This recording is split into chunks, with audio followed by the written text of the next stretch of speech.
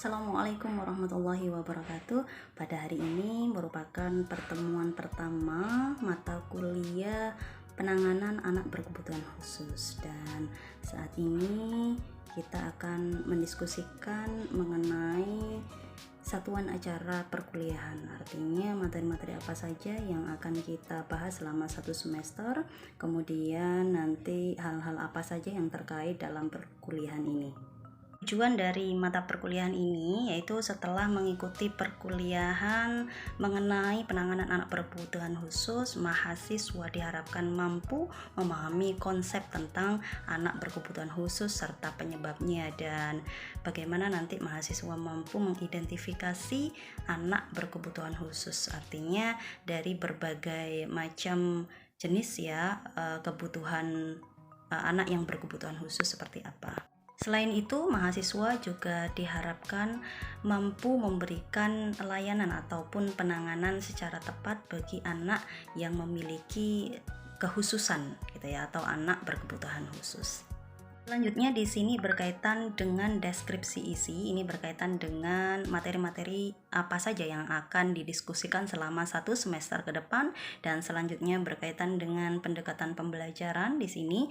Jadi nanti selain dosen sebagai fasilitator, artinya nanti selain memberikan materi, juga mahasiswa di sini juga harus berperan aktif dalam diskusi yang tentunya nanti akan dibagi ke dalam beberapa kelompok dan mempresentasikan beberapa materi yang sudah disediakan.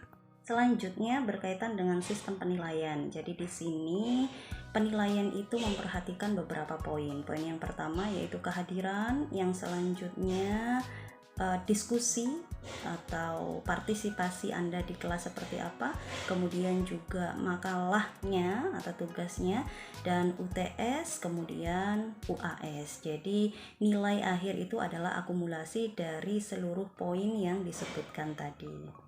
Untuk tugasnya terdiri atas tugas individu dan tugas kelompok. Yang pertama yaitu tugas kelompok.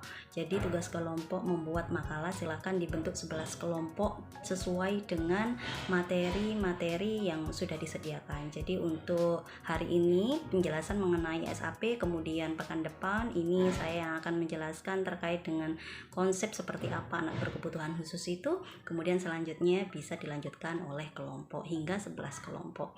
Kemudian untuk tugas individu, Anda melakukan observasi dan kemudian membuat laporan hasil observasi. Apa yang Anda observasi? Yang diobservasi adalah tentang anak berkebutuhan khusus. Seperti apa kekhususannya, kemudian ciri-cirinya seperti apa, dan alternatif penanganan yang tepat bagi anak berkebutuhan khusus yang Anda observasi seperti apa. Kemudian untuk referensinya di sini silakan Anda mengambil referensi apapun yang berkaitan dengan anak berkebutuhan khusus. Dan untuk SAP-nya silakan nanti Anda lihat di kolom deskripsi, akan saya cantumkan link untuk download SAP-nya, silakan Anda download, dan di akhir video ini nanti akan saya tampilkan video mengenai salah satu anak berkebutuhan khusus. Silakan Anda berkomentar, bisa tentang pemahaman Anda berkaitan dengan anak berkebutuhan khusus atau berkaitan dengan video yang akan disajikan di akhir penjelasan saya.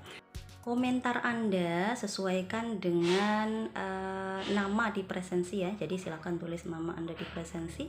Jadi komentar ataupun pertanyaan itu menandakan atau sebagai bukti kehadiran Anda untuk pertemuan pertama ini. Dan untuk melihat video ini ataupun berkomentar ini dalam hari ini. Jadi tidak ada batas waktu, tetapi dilakukan pada hari ini. Pada pertemuan pertama ini, marilah kita bersama-sama berdoa agar supaya selama perkuliahan satu semester ini kita diberikan kelancaran oleh Allah Subhanahu wa Ta'ala. Marilah bersama-sama kita membaca basmalah. Bismillahirrahmanirrahim. Terima kasih. Sekian. Assalamualaikum warahmatullahi wabarakatuh.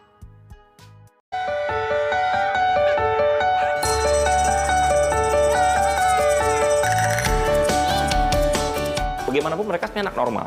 Jadi makanya istilah yang kita gunakan juga tidak sebagai penderita, tapi penyandang autis atau yang lebih bahasa anak-anak berkebutuhan khusus. Tapi buat kita di Rumah Autis ini, kita sebut mereka adalah anak-anak berkemampuan khusus.